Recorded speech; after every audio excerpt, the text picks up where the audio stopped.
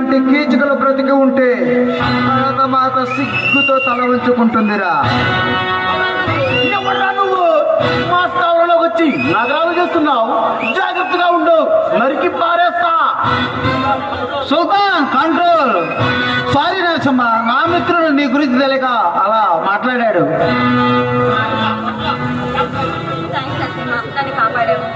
It's all right Ramya.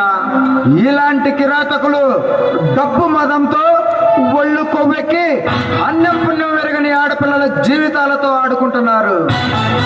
వాళ్లను బానిసలుగా చేసుకొని కామం తెచ్చే యంత్రాలుగా వాడుకుంటున్నారు.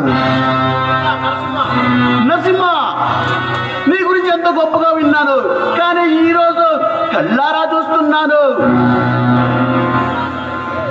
నీ శాసనం నచ్చి మేము అభినందిస్తున్నాం. మాలికని స్వీకరించు.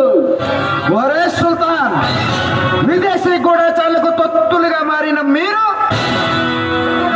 నా రత్నగర్భం లాంటి నా దేశాన్ని అనరత్న సిద్ధం చేయాలని పథకాలు వేస్తున్నారా?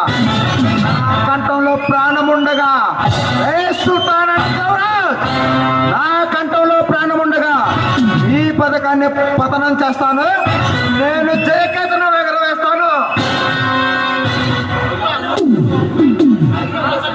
అధిక ప్రసంగం ఆపురా.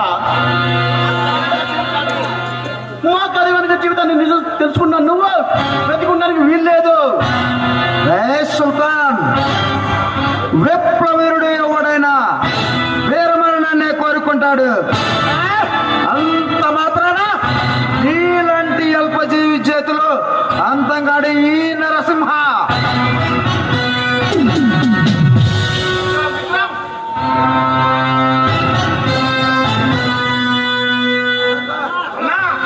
ఈ డొక్క వేదాల సంగతి